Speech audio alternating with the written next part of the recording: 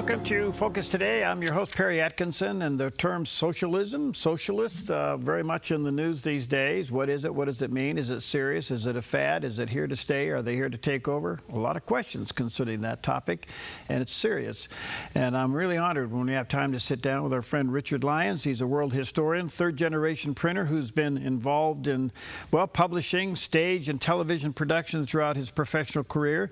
He's the author of several trilogies, or of a trilogy on the American government, and the latest in that third volume is entitled Passage Through the Shadows, and there's a picture of the cover of that third in that series, Passage Through the Shadows. You can get those online. Certainly check it out through his website, richardclyons.com, richardclyons.com, and there's a picture of that landing page. And by the way, Richard, good to see you. Congratulations. I see where you were quoted over the weekend in some other media sources. You the man. Oh, that's nice. I'm honored. I'm honored as always to be with you, Perry. Well, I was reading and I said, hey, that's our Richard getting quoted there. It's nice when things reverberate. Yeah, there you go. Echo. Boy, a lot to talk to you about. I guess the big question here, Richard, how serious is this out of the closet, very much in your face, socialist movement? I think it's very serious, and it's the reason I took up this series of books. We've been talking for a while, Perry, and socialism has been growing in our country for the last 100 years. It's been growing incrementally. Government has been assuming more and more of our wealth and creating more and more of its own power, concentrating power in one city. And what is occurring now is when you look at Mamdani, he is an outgrowth of the ivy of socialism. What socialism does is it enters into an economic center, and we can take housing or healthcare as an example. In housing, Fannie and Freddie Mac underwrite 90% of all the mortgages in this country. They determine how much down payment you need to make. They determine what your interest rates are between themselves and the Fed. And housing is, and then what does the Democratic Party do? They allow in 15 million to 20 million people. Those are going to drive up housing costs and rents. Why? Because supply is going to shrink comparative to demand. So between what the government controls and what the Democrats did to exacerbate the situation, housing prices are no longer affordable. Let's go to education, which they say is priced way too high. People are ending up with hundreds of thousands of dollars of debt for an education that's really hollow. Well, when did this start? It started when the Obama administration literally nationalized the financing of college education, when it became guaranteed government money that would be going to these institutions. All these institutions doubled their prices. It's a bonanza. Look at the endowments now that all these universities have. It's in the billions of dollars. They don't need the money, and what do? They don't take those endowments or take that benefit from government and lessen the prices because it's a guaranteed price. They double it. Lastly, healthcare. Everybody thinks healthcare costs are catastrophic. They're right. Why is that? It's because government has seized one half of the whole sector and made it their own and regulated the rest. So the cost of just being a physician in America, dealing with all the paperwork you have to deal with, whether it's government regulators or insurance company regulators, them dictating what courses of action you can take as a physician. This is fundamentally wrong. It's not Hippocratic as to the oath, and it costs Americans double what it should at least. And this is what socialists do. They take over, and they almost did it with energy. Did you note the Green New Deal? Mm-hmm. They were taking over the energy sector in order to control it, and then when prices go through the roof, oh, well, you know what we have to do? We have to control the rest of it. We have to nationalize everything. Then we can control pricing. So they wreck a sector. Then they say the only solution is elect us again. Elect more of us. Give us more power. Give us more money, and we'll solve the problem. They are the problem. It's been said that the socialist movement in America their argument is this is America. It will work here even though it's failed everywhere else. What do they? Well, we have more money, right? So we have more money to throw into the trash heap of history. It is the lesson of really people need to learn the lessons of history. It has been, they have a 100% record, socialism does, for destroying the wealth of nations, for imprisoning half their populations, for setting up judicial hangings and firing squads for persons whom they don't agree with. And on the other end, for their family and friends, they are bestowed wealth and power, and that is divorced from any notion of merit. It is whether you toe the socialist line and whether you will act in an unjust manner to oppress persons you don't particularly agree with. Do you think the average person who leans towards socialism really understands that in the end, if socialism would happen to win, that they really lose? It will end up being the elites. And that is the problem. If socialism, for socialism to succeed, all of our rights have to fail. For socialism to succeed, we all have to lose our property rights. For socialism to succeed, we can have no faith that is our own. We have to believe in the state.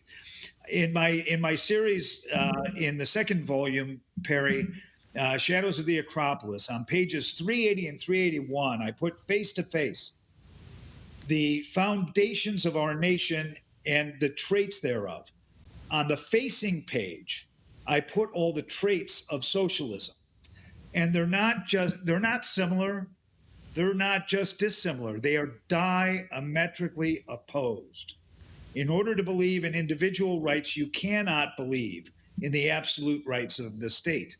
In order to have free enterprise, you cannot have government control of certain sectors of the economy. What you will find when socialism starts taking over is the emergencies we have in affordability, in healthcare, in housing, and in education, and anywhere else government tries to take control. And the real problem is it is actually of benefit to socialism if our economy fails. If our economy were to go down, it's all in favor of socialism. That's when government can say, look, we're in a desperate situation. We need to take more power unto ourselves to help everybody. And that's where the end game, the cul-de-sac lies. Let's go to New York just for a moment. Their primary resulted in Mondani's influence on 3 significant races that his endorsed candidates won. This did set off an alarm, no question about it. But on the other hand, how in the world did this happen? Well, it's a very low voter turnout, and they are energized.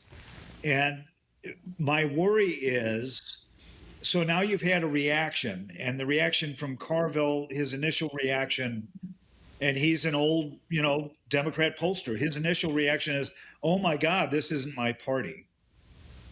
But what it signals is that the center of gravity, which once was with Bill Clinton, then moved to Nancy Pelosi, who is socialist enough, is now moving to Mamdani, who is self-admitted, and let's not call them Democrat socialists.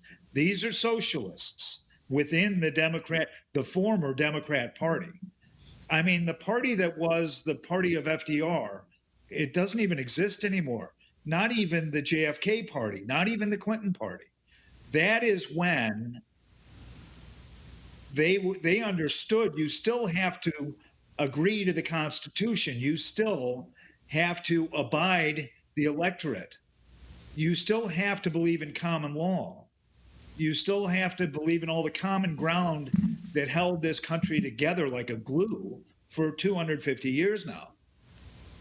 We now have a Democrat Party that, for example, in Los Angeles, will keep counting votes until the conservative candidate loses.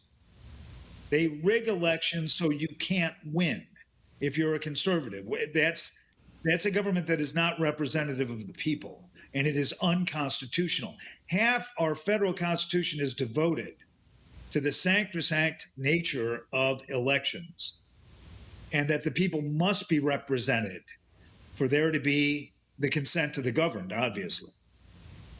These socialists have moved so far to the left that it produced, frankly, under Obama, it produced all the attacks on the Tea Party movement. It produced HHS attacks on the Little Sisters of the Poor. It produced the sort of surveillance to which Cheryl Atkinson was subject because she wrote articles that the Obama administration didn't like. And it metastasized when Trump got elected, and the deep state, it's the administrative state. When the state that the Democrats created under Woodrow Wilson, and has been growing ever since, started attacking Trump because they could not abide his policies. They wanted him out of office. And the only reason we don't call it a coup is because it didn't succeed. It was a coup attempt. And then you had, under Biden, you had all the socialism on steroids. You had DEI, you had critical race theory, you had everything being taught in universities that was negative about America's foundations. You had Antifa in the streets, you had a wide open border, and this is exactly the recipe for socialism. And we were right at the edge in 2016 with Hillary Clinton, right at the edge. If Kamala Harris had been elected, we would have lost this country. We were at a paper thin point for that. And another thing I really have to say about Trump having redirected us away from socialism is that the action he has taken in Iran has presented a nuclear fallout, the conditions of which would be a lot worse than where we are now. Boy, you unpacked so much stuff here and so well explained, Richard. Thank you. I want to come back to just the Ds in a general. Are there Ds? Harry, can you speak up a little bit? I'm losing hearing. Okay, maybe they can give you some more volume in there. Okay, let me ask you this. Are there Ds trapped in the party, or do they just say they don't like it, but they still support it? This is where we have a critical point right now, Perry, and well put. When you talk about Carville, Clinton is already saying, oh, we're going to be fine in the fall. He really made no comment about the fact that these 9 out of 10 races in Democrat primaries went to socialists, avowed anti-Semites, persons who avow that they hate America. I mean, this is alarming. And yet to Bill Clinton, oh, well, we'll be fine in the fall. We'll be fine in the midterms. Well, that isn't the problem. The problem is the Democratic Party is being led, and thereby our country is being led to the precipice of hell, literal socialist hell. I'll give an instance to our listeners. When the Bolsheviks took control, finally, after their civil war in 1924, the first thing they did was to loot and then burn to the ground 40,000 churches, and they killed all the clerics. That's what socialism is. They took over the entire economy, took all the property from the people at the time, and if they didn't agree to that, the people were shot in the street. That's socialism. The socialism of Mao in China, it's estimated it killed up to 65 million people. That's socialism. And Clinton's okay with it. You know, if we do okay in the elections, we'll be okay. These guys are off the common ground of our country. They no longer believe in our Constitution. They don't believe in our foundations. They believe in power, wealth and power, the wealth they can take from the average citizen and the power it generates. And that's where these guys are. All right, let me take a quick break. Let me say to our viewers and listeners, you may want to get the trilogy on the American government. These are 3 fascinating volumes, and Richard has done his homework. The last one that he just put out was The Passage Through the Shadows, and there's a picture of the cover of that on the screen. But all 3 of them, he has done his homework. So check him out online with Richard C. Lyons, or you can go to his website, richardclyons.com. We'll be right back.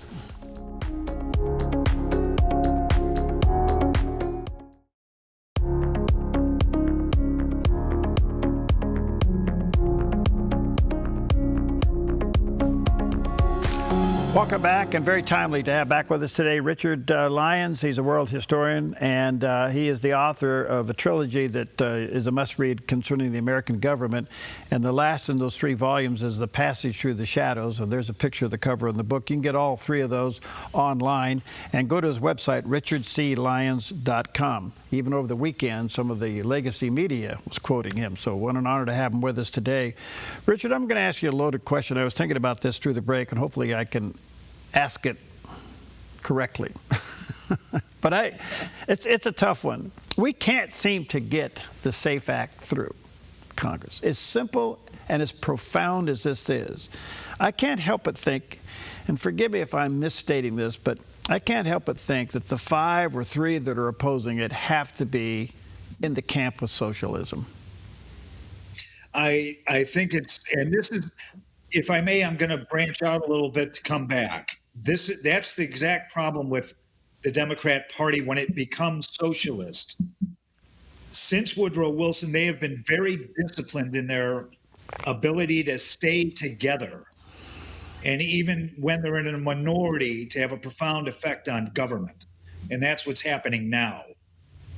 So if their center of gravity shifts to socialism, that party discipline will be enacting socialism even more than it has done to date in future, if ever they are back in a majority. And that's a great threat.